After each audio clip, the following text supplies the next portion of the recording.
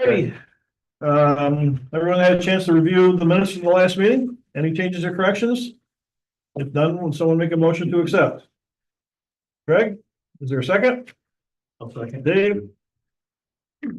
Any further discussion? All in favor, say aye. Aye. Anyone opposed? Budget report is attached. Pretty simple one this month. On the revenue side, it's a payment from R&R Lands for leasing the properties out at Tryon. This is their second payment that they make to the IDA for $825. And we have interest income posted from our one account and our T-bills that came due when interest was credited to us, and as shown there. On the expenditure side, some salaries and a monthly bill for work on the IDA website. And that's it for this month. Motion to accept. Second. Any further discussion? All in favor, say aye. Aye.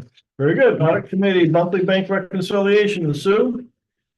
Everything looked good. Everything looked good. Perfect.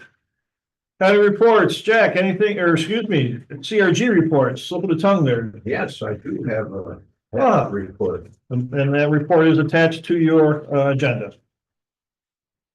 The CRG received and processed 3 microloans and bridge loans through Thrive Yoga, Holistic and Wellness Center, My Life this time around, and Vassar Mobile Phlebotomy. That seems to be something that's catching on. The City of Gloversville loan fund to Rickmar Design and Print LLC that was approved last month is moving through the closing process. $300,000 micro enterprise grant. CRG processed 31 applications. The Micro Enterprise Grant Committee met and approved 17 micro enterprise grants. The 31 application request was for $700,000. The 17 approved grants represent $260,000. The approved micro enterprise grants represent applications from businesses located in Mayfield, Johnstown, Broadalbin, Gloversville, Perth, Northville, and Coroga Lake. So we're getting good disbursement. CRG is working on bringing a brownfield development group through the county to look at some of the brownfield opportunities. CRG submitted a workforce grant through the New York State CFA process. It was part of the Catalyst grant approved for the Mohawk Valley Regional Council. They told us the announcement should come out this month. EPA is reviewing documents that CRG submitted for the current brownfield assessment grant. We are waiting until their review is complete before holding a brownfield task force committee meeting. The Gloversville Downtown Development Specialist continues to meet with DRI project awardees and is currently working on the capital stacking process for each process. The Gloversville DDS continues to work with downtown related activities, including the local waterfront revitalization program in the city's brownfield opportunity area. CRG received 2 RFPs for sites and 1 for an RFI. CRG submitted Johnstown Commerce Park for one of the RFPs and the RFI. Win Stanley submitted Tryon to one RFP and declined to submit Tryon on the RFI. CRG recommended to the IDA that they submit Tryon for the RFI Win Stanley, for the RFI Win Stanley that was declined. CRG has explored some opportunities for the IDA's Tryon Technology Park. Information was submitted to the EPA on a proposed cleanup for asbestos. CRG is waiting for the EPA's response, and that's my report. Thank you. Any questions for Jack? Yeah, Jack, I just had a question about the DRI in Gloversville. What does capital stacking mean? You know something? I have no idea. Okay. It's when they take multiple sources of funding and put them all together so that they can make the project work. Okay. Usually you have some sort of grant funding, some sort of tech funding, and then the Private funding. private funding, right? So they just call it stacking. And that kind of report, Jack, but just so everyone know, Greg already knows it. On Thursday, the 26th of this month, FM is hosting an nanotech symposium for the college free of charge. The chamber's putting it on, so if you're interested in going to that, you go to the chamber's website and they've got all the information, sign up for attendance. So Jen Waters from New York State EDC is gonna be the primary speaker. Very good. Thanks, Jack. Mr. Roll, anything to offer from the Board of Supervisors? No economic development highlights from yesterday's meeting. The Route 30A 30 sewer work is underway. Yes, it is. So. How long will that take? You know? A couple days. Wrap it all up. Friday. I'll stay with Be you. online, first quarter next year. I'll stay with that. Alrighty, on to old business, Nexus Renewables. It's our understanding the town board is going to be extending, the moratorium, which will, continue to delay Nexus's ability to reapply, to get the special, use, permit that they need for their project. Crossroads, Park Housing. Scott, do you have that?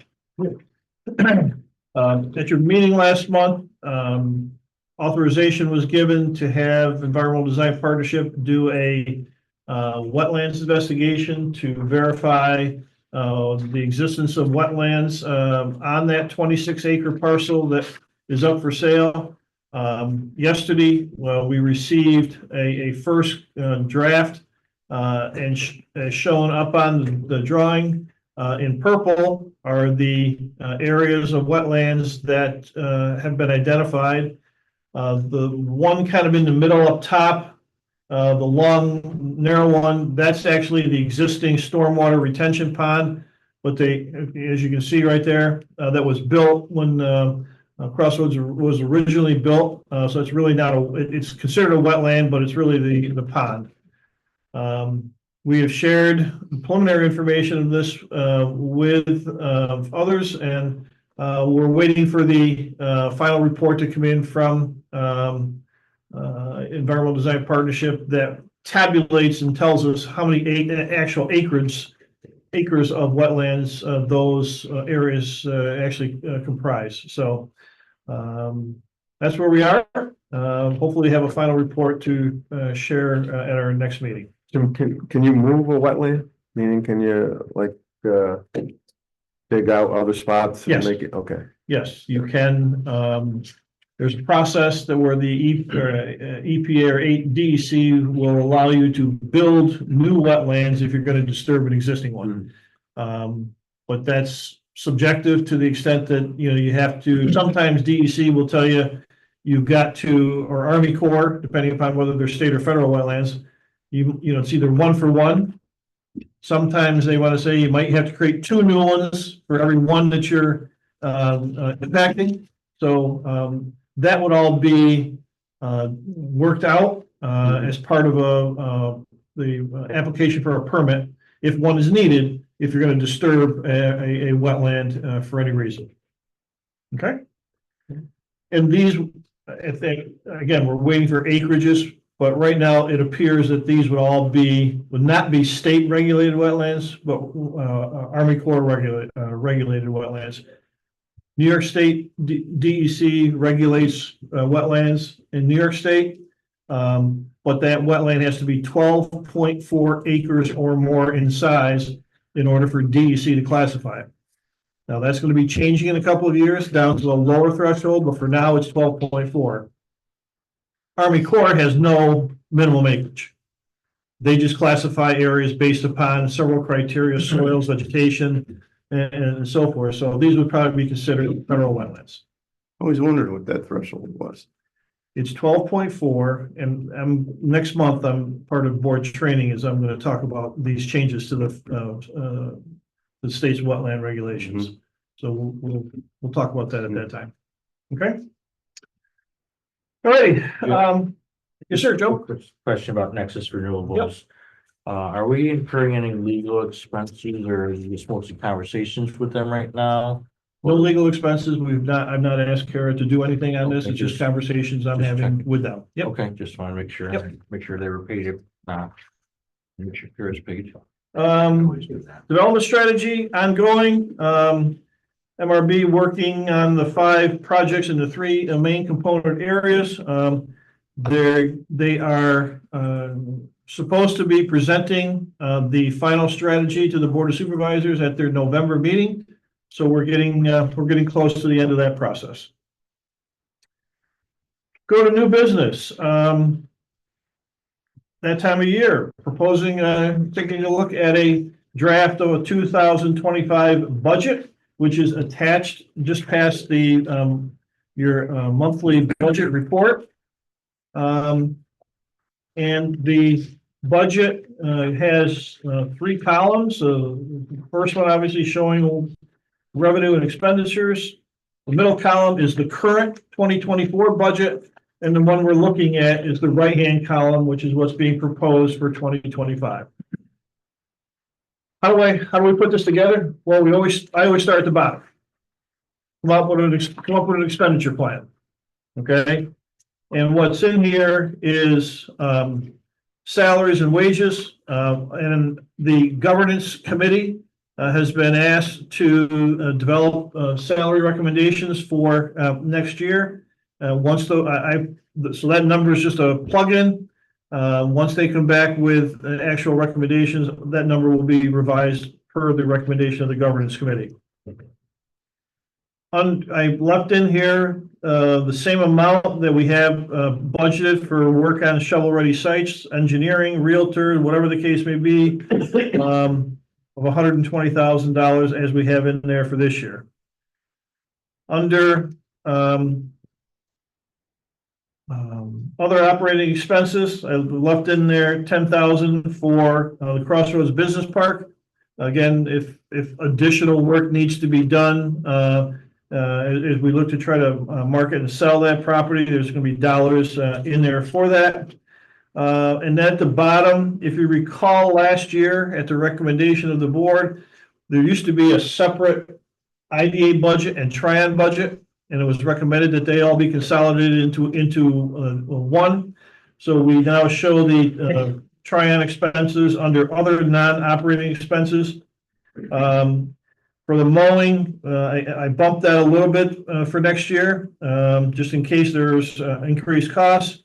And likewise, expecting an increase in our NIMER bill for insuring Tryon up to from 4,200 to 5,000. Again, we don't get that bill until November, which is after we've adopted the budget, so I have to kind of best guess that.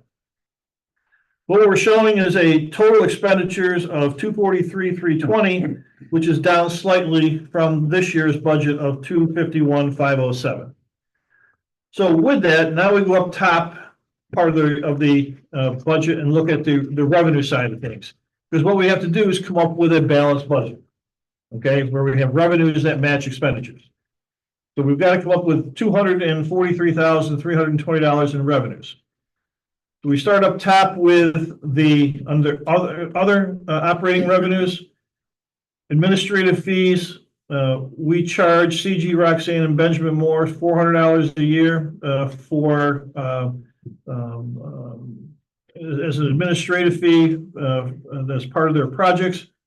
The land lease, which would be for leasing lands out of Tryon. That's try to keep that on a conservative number.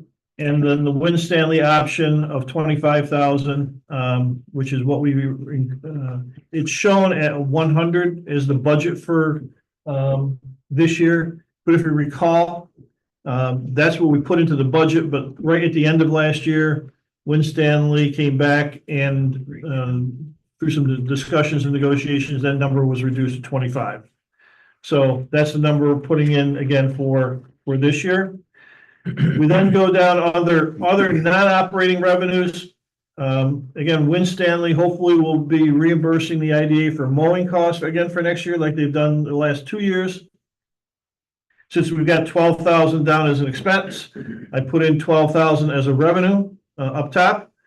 And then the Gloversville Water Board, if you recall, they agreed to contribute $25,000 towards when we put that new water line in up to the tank.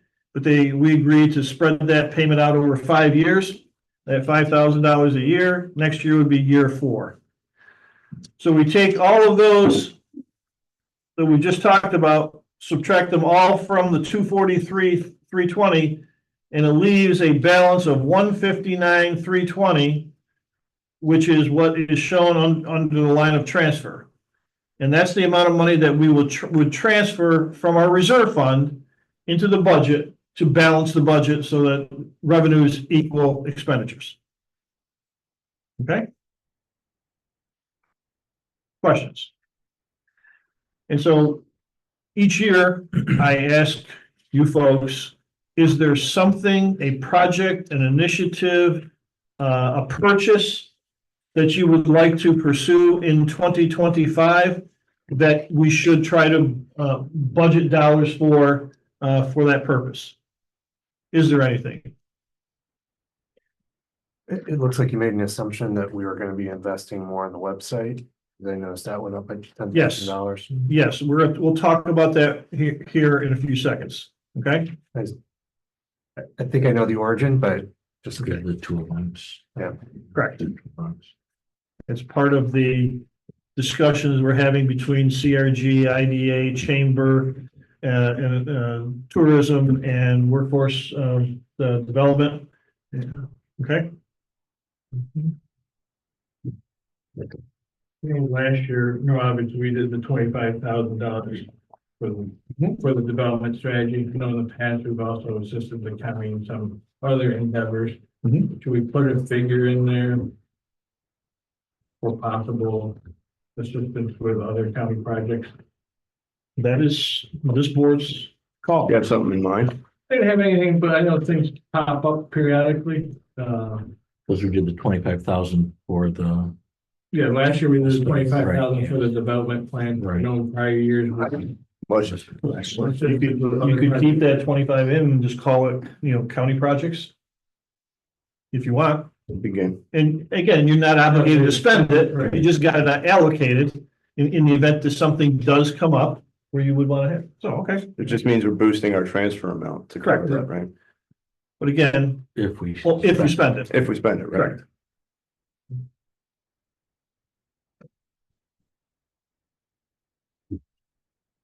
I know we've had other smaller projects in the past. That's just there's always something. There's always something. It's always something, so. All right, anything else for now? Think about it. If somebody comes up with something, let me know. I just had a quote about the insurance. Yes, sir. Do we have a value of buildings or is it just land and liability insurance? Both. Both. Both. We have liability on the buildings in the event somebody goes in there and gets hurt. And we also have liability on the land. We're not really, we have minimum value on the buildings, Okay. minimal value on for fire purposes or anything of that nature. Okay. And we're gonna talk about that in a second here too. Okay, I will revise, and if anything else comes up between now and the next meeting, we'll add that in. I will present the final budget at your October meeting, and we will need to approve it at that time because we have to file the approved budget under Paris by November 1st of this year, as we do every year. Okay. With item number B, I should have reversed these, but we've had continued meetings between the 5 or 6 groups. We've talked about a shared toolbox. At the last meeting, there was a discussion about a website research project. Mike, Sue, I wasn't there, and you two were. Could you, Mike, maybe give a quick summary? Betsy Emery from Emery Design kind of did a small presentation to the group about a potential landing page, and she did some mock-ups for some items to show us what one might look like, and then we had discussions about how we would attach the IDA's website, the CIG website, the Chamber's website, and maybe Workforce Solutions so that if you landed on the landing page, there'd be 3 areas that you could go to, and then it would direct you to the proper area. Determined that a majority of those are probably gonna go to the CRG, that would be about economic development, and then workforce solutions would probably go to be directed to workforce solutions, trying to make it easier for people, whether they're in Fulton County or coming to Fulton County, to go to one central website and then be able to be guided to what they need. So Betsy gave a presentation on that. Also would require, if that landing page was developed, for each of the entities to continue to update their website so that if someone was directed there, there'd be the most recent information available to that. And then she gave us some tips of how to drive traffic, what Google searches look for, keywords. So very preliminary. So we got in a discussion with her of different steps to build those resources, and then what it would take to maintain them. So this landing page would have annual costs. It would have an upfront cost of obtaining the Domain. .com or whatever. So the group kind of feels like Betsy's done a lot and enough kind of for free. So we're now getting to the point where there needs to be some like market research. She does need to do like a formal proposal. What's this going to cost in the long run? But some of this stuff does have a cost associated with it. So it was kind of brought up that maybe the IDA would be willing to fund those initial costs. Do we have any idea what the total between the 3 entities, what we're paying for internet?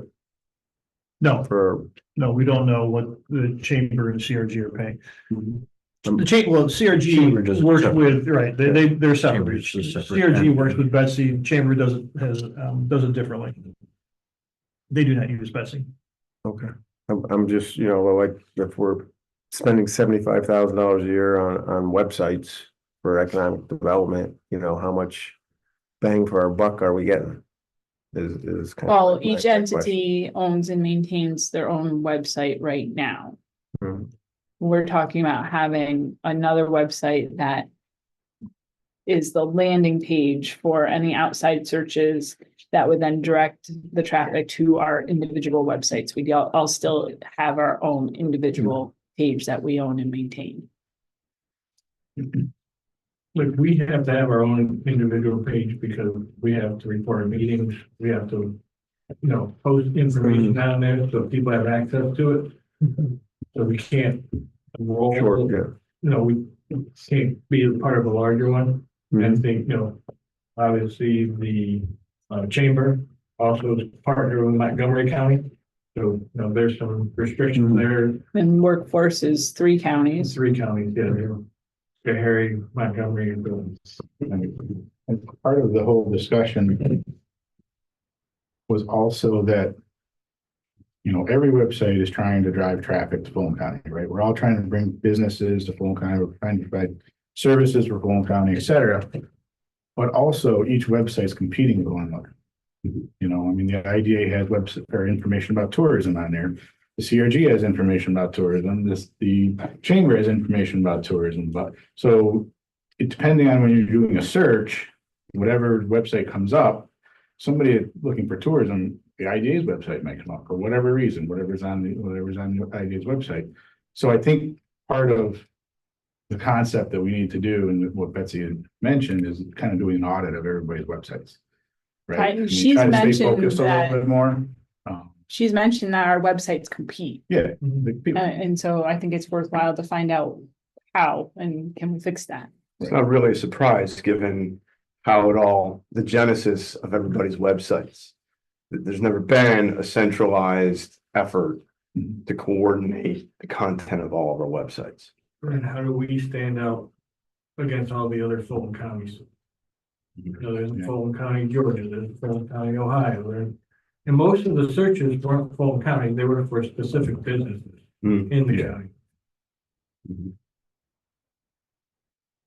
we're talking with Betsy about that, and when we have something to share, we will do so. Okay? Okay. Another item, a new item I need to put onto the agenda that's not here right now. That is, I had mentioned previously that EPA has a grant program that provides funding to clean up buildings. Well, late last week, they announced that the next round of applications are going to be due on November 14th of this year. Talked with Ron, who suggested that we reach out to HRP, the environmental consulting firm that he's been using for the work that the CRG has been doing with brownfields in and around the county. Okay. Spoke with HRP, a Tom. Well, how do you pronounce this guy? Come on. Sergectors, Yeah, something like that. it's Seguijic.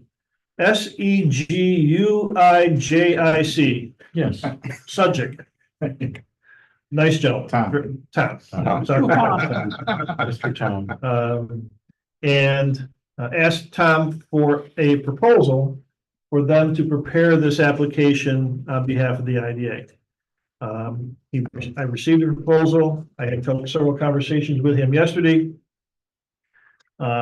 And what they are proposing, applications are due to EPA by November 14th. Therefore, HRP will provide a copy to the IDA by November 1 to review and comment. And HRP will complete the scope of work services described in this letter for no cost. Same reaction. The way, according to Tom, if he's, for us to hire them and pay them becomes complicated. Didn't explain, just said that's the way it is. If we get the grant, what we will be required to do is to issue an RFP for engineering services. And they're hoping and believing that they would be winning that RFP because of their experience and knowledge of this particular project. And that's at that time, that's when they would start to get paid. Because we would need to hire an engineering firm to prepare plans and specifications to put this project out to bid, okay, if we got the grant. Now, what Tom's proposing is to complete an application which would provide up to $4 million at no cost share to demolish the building with the asbestos and lead in place. So we're not, Tom's saying, don't apply for money to abate the buildings and clean out all the stuff and then more money to tear them down. Just tear them down with it in there. To do that, and this goes back to similar to what we had to do when the county demolished several buildings out at Triana several years ago. You have to apply to the New York State Department of Labor for a waiver that would allow you to demolish the buildings with all of those materials still in it. To get that waiver, you have to have the local code enforcement officer condemn the building and say there's a public hazard there, which therefore the building must be torn down. Okay. And so we would have to rely on the town or the county code enforcement officer to do so, which they have done in the past with some other buildings. Okay. But we have an opportunity here to get a grant that would end up demolishing those buildings. Now, what the grant wouldn't pay for is any asbestos underground. Okay, because the grant is to remove asbestos. They have the potential to expose the public to asbestos. A pipe that's 6 feet underground, a water pipe or sewer pipe that's 6 feet underground, from the EPA standpoint, doesn't cause a risk to public exposure because it's 6 feet underground. Okay, so I'm asking for a motion to authorize retaining HRP at no cost to prepare a grant application that would be filed by November 14th of this year. Discussion. I'll make the motion. Motion, okay. Then we need a second, then we can discuss. Okay. Discussion. If they got the grant and somebody else came in and was gonna administer it for half the price of they were, do we have obligation to? No obligation. Okay, It's their risk. It's interesting. well, we don't have to take the lowest bid, let's Correct. say the Correct. best bid in our. Correct. You take the best bid, who you feel is gonna give you the best product, services for the price. No different than anytime we hire professional services, whether it's an engineer, an architect, surveyor, legal services, whatever the case may be. Any other questions?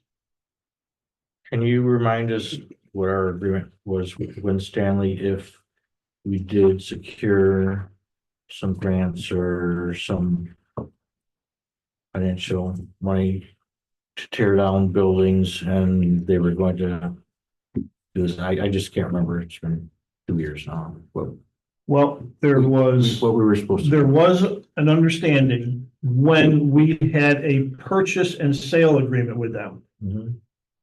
which said that because we had agreed because they were going to incur millions to do this work, that we would agree to reduce the purchase price by a certain amount. Okay? That was when it was a purchase and sale agreement. We've now changed this to an option agreement.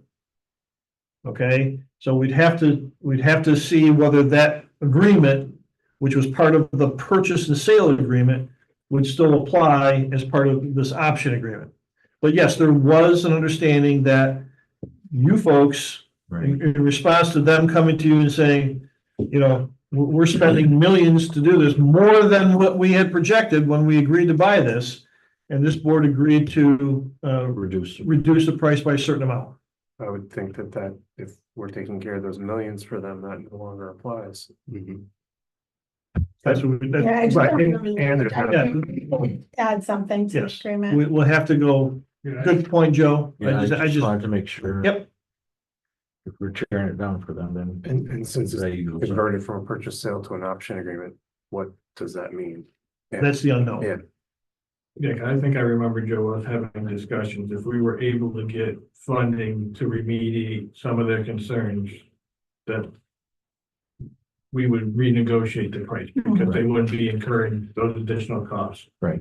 Yeah, I just need to go, we need to go back and see what that says, okay? Okay. So we have a motion and a second, any further discussion? All in favor, say aye. Aye. Anyone opposed? Okay. Only other thing under new business attached to the very end of your agenda was an article I saw about in Dunkirk, New York, an idea improving tax incentives for the conversion of a former bank building.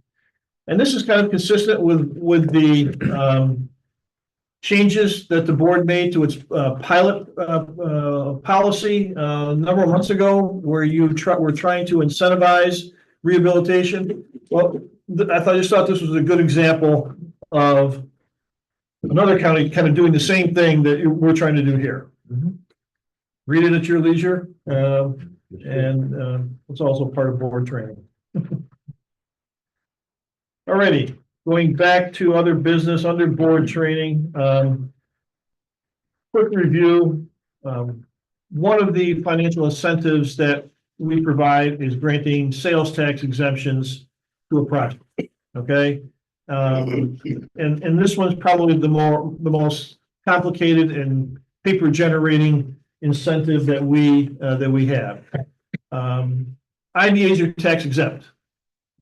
Okay, and so what we do is basically provide the company with our tax exemption authorization, and we do so by you folks passing a resolution and saying such, and we have to file a form called an ST-60 with the state of New York State Department of Taxation and Finance, that says, this board has agreed to provide sales tax exemptions in this amount for this time period for this project.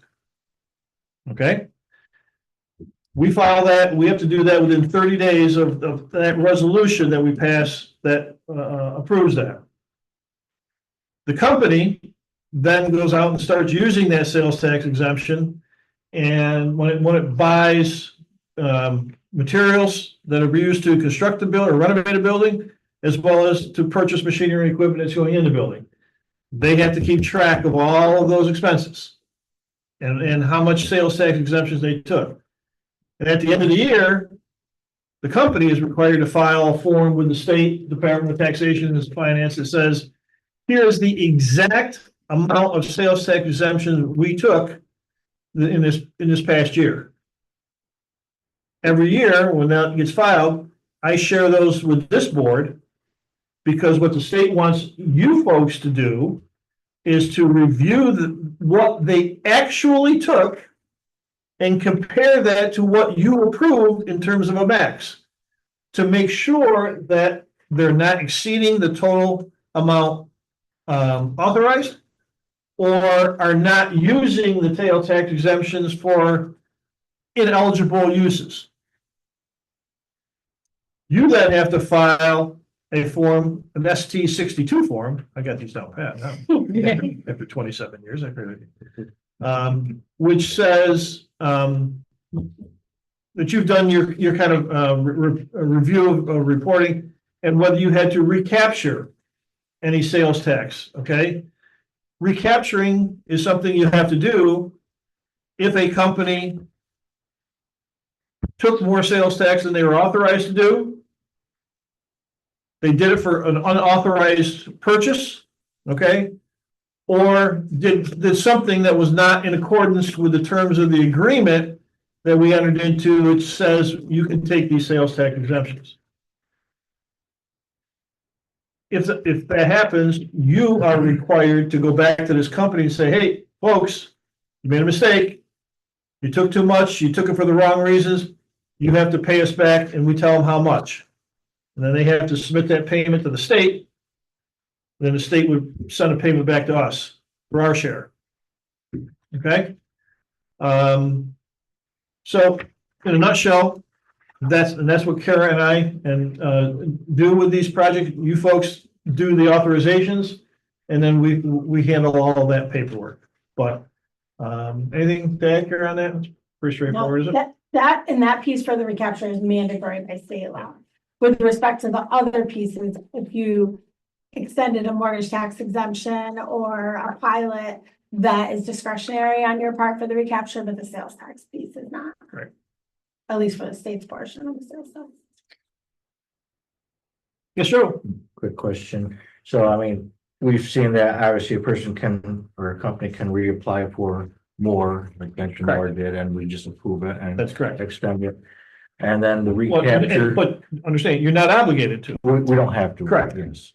And then the one piece about recapture is that one company that the founder passed away, the money was dried up, and then we had to go back and try and get that money. But I thought the state was the one that determined how much they had to pay, not us. I So remember. in that case, we filed the documentation that the company filed with us. Okay. And You said the it was company much filed with the less. state, and they had, but they had reported properly, and they said they used X, Y, and Z amount of sales tax exemptions. They were in accordance with our agreement, but they never completed the project, which is why we said, okay, well, now we're gonna recapture because you didn't didn't create the complete jobs, your you didn't- project.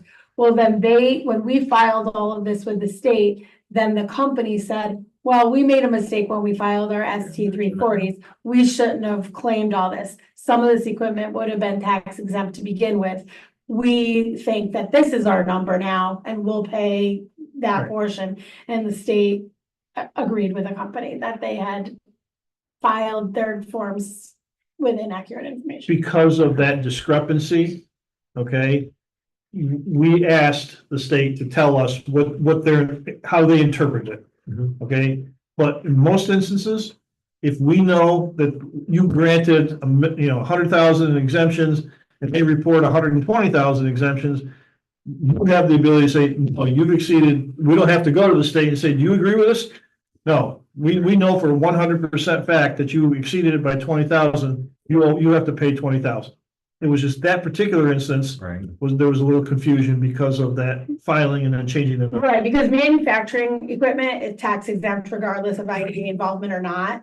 So when they filed their ST 340s, they included all the costs of the manufacturing equipment in that. So then they asked the state, well, that would have already been tax exempt, so we have to remove that out. And that was basically a discussion between the company and the state, and we said, well, we'll wait to see what the state says. Okay. That's all I have for open session. I'd like to call for an executive session for the language on the bottom of page 7. Someone will make a motion. Dave? There's a second to that? Greg? All in favor, say aye. Aye. Aye. We are in executive as of 8:40 a.m. Say aye. Aye. We are out as of 9:42. Okay, Scott, can you show us that? Sure. I'll see you soon. I'll take minutes on you. You might not leave. Let's see if I should get in the reach.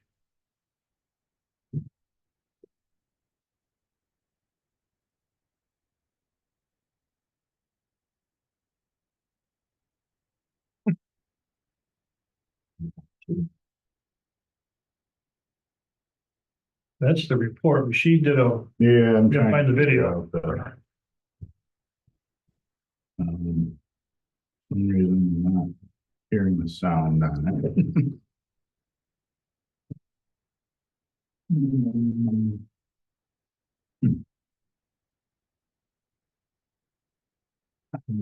Pause here.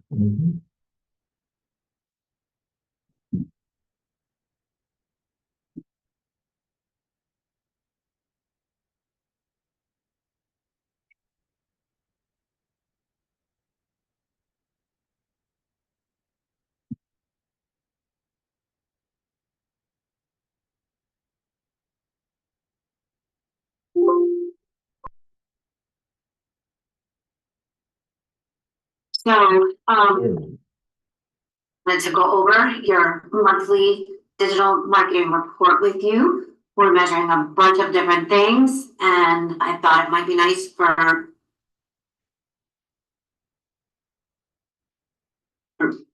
me to explain it so it makes sense. So obviously you receive this and you get a cover page and a table of contents. And the first thing we're going to look at is the Google Analytics 4. Now, Google just changed their way that they measured from the universal analytics to this new analytics 4, and it still has a few little bugs in it. But what this is this is a report that comes directly from our website and reports to Google, so we can measure who's what people are doing while they're on the websites. So events, you can see is up by 17%, and that's anytime they download something on the website. So that used to be called hits a long time ago, and isn't the most valuable statistics for us. But the way that they count it and the way that they break it up do. Direct traffic is people that land on the site without using a search engine or social media. Organic explains to us traffic that comes from an unpaid search, and referral is traffic that comes from other websites and sources. Moving right along, our total users, which only counts a person once, is 548, which is up a good chunk for us in the last 30 days, about 40%. And this sessions graphic has been a little off, and it has to do with the new measuring, and we're working with that. That would normally count the number of sessions a person would engage with the website. So until they work that out, we're going to come over here and look at views, and that's the number of pages that were viewed on the website. So these 548 unique visitors saw almost 4,000 pages on the website, and they engaged that there was 5,000 things that happened. So that's good that our traffic is up. It's good that that people are finding us. People are actually looking for us, which is great, and search engines are bringing us in, and we have some traffic that's coming from some other places. Let's see. So the next thing is called the Google Search Console. Now, this is measuring how we come up in a search engine. So say, for example, I went to a search engine and I typed in, oh, let's see, we'll do mine. We'll do Emory Designs here. So since I don't have paid ads running right now, you see that mine comes up and all these others come up as well.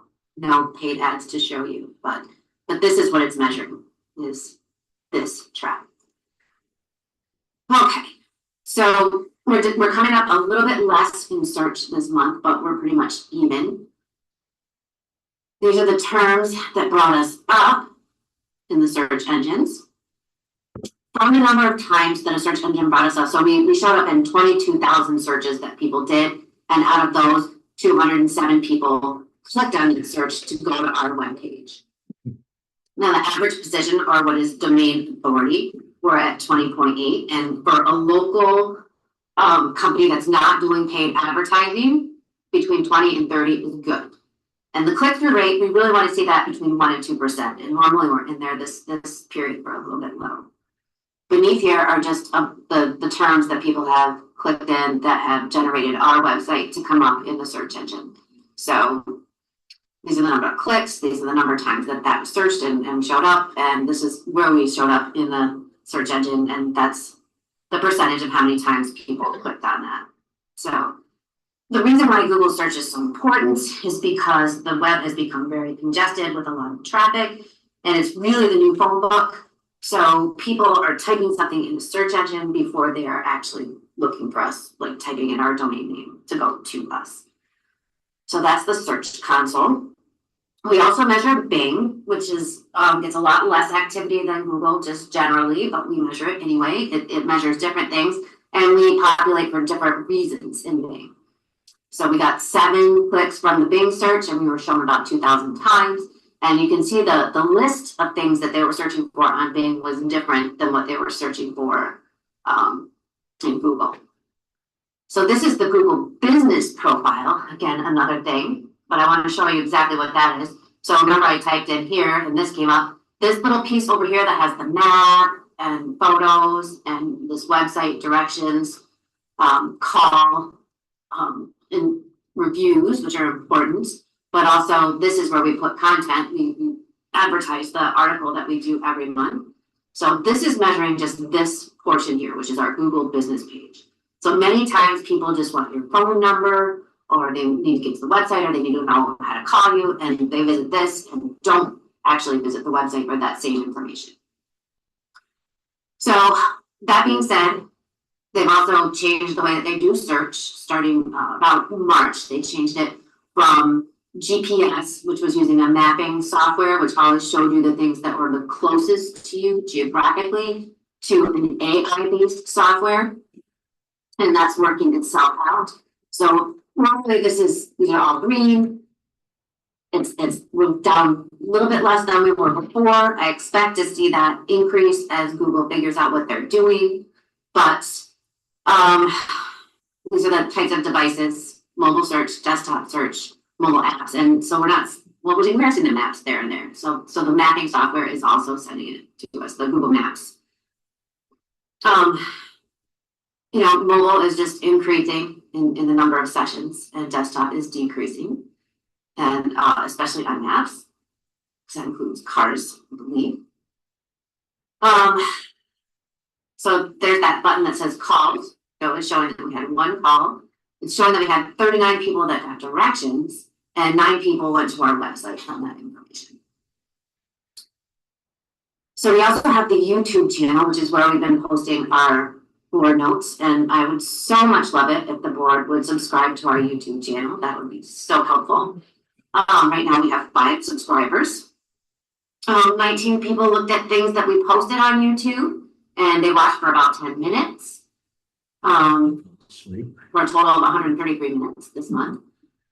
We put up the board meetings, and that's YouTube search. That's coming from a related video. And this shorts, here are the little videos, little 15-second videos that I've been doing on occasion to just kind of populate that algorithm. I can show you that at the end of the video if you'd like to see it. LinkedIn is a place, so let me just backtrack to YouTube. A lot of people are leaving Facebook, and I'm finding that they're spending more time on YouTube. So this is definitely something that we want to spend some time with to direct people to the website. And all our socials and really our Google business page is a secondary measure. Their job is to find people and to send them to the website and look at our content. So that's their job, is just to kind of get people's attention, get them to go to the website and finish reading what we're talking about. But YouTube is going to be more important. They're gaining in market share. LinkedIn, as far as the IDA is concerned, is really a place where we can grow. But this is not a place where you take out an ad and you pump the ad throughout the channel. LinkedIn is really people that are in business that want to do business with other people that are in business. So the value in LinkedIn is for you to like and follow our IDA, Fulton County IDA LinkedIn page. And then we're probably putting up 4 to 5 pieces of content per month on LinkedIn that we're also putting on the Google My Business. And that's leading on to the article that we're writing every month, which makes our traffic new, trips the search engine optimization. It makes us rank higher in the search engines. The value here is that if you like us and you happen to see a piece of content and maybe send it to 5 people that might possibly be interested in it, that's where we grow. It's organic person-to-person contact that's working on LinkedIn right now. And we're up to 88, which is healthy compared to where we have been. I would like to see us hit triple digits this year. So if we could get everyone on the board to at least subscribe to our LinkedIn page. And if they're not going to contact other people, at least repost it on their page. There's content there. It doesn't take much effort. You could do it in 10 minutes a week. It would be great. So that's what's happening on LinkedIn, and that's the end of our reports. So just briefly, I'm going to take you to our YouTube channel. And we've just taken a few little pieces and we've made shorts out of them. So let me change to your account. There you are. Okay, then let's go to our videos. Okay, and so here you'll see these are the playlists. There are board meetings, there are our hearings, but the shorts is what we've been working on. Let's see if I have one that says that. So here's what do you want to do on water?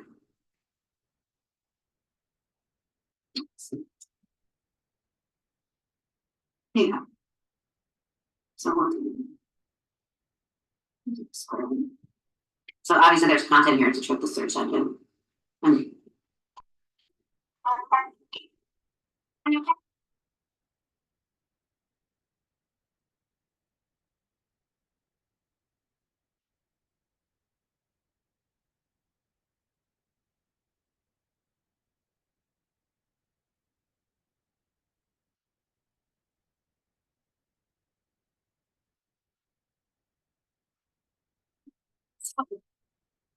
Was that one? This is the one we did for what we've been doing.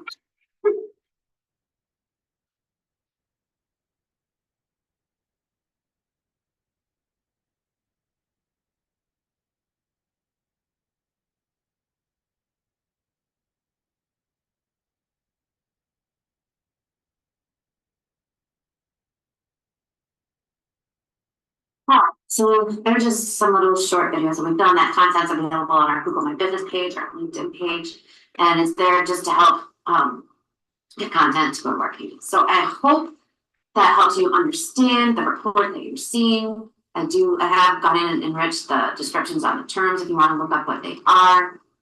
And I'll see you next month. So Betsy has been sending that report to me. I haven't distributed it because I wanted her first to kind of explain what this is about. But moving forward, I will forward that report to you every month. And to the extent you would like her to provide information about it, we can certainly do that too. But I know it's tedious, but this is what we're paying her to do in terms of maintaining our website and, that like last month, the $650, whatever that bill was to be doing things like that, as well as posting this meeting on, online, things of that nature, so. Pretty good value, I'd say. Yeah. So she's actually making, what'd she say, like 4 LinkedIn posts a month on our behalf? She's making posts, on LinkedIn, does the YouTube, little blibbits. So, yeah, she's trying. She's trying to get the word out about us and to get people to come to our webpage, so. Okay? Mhm.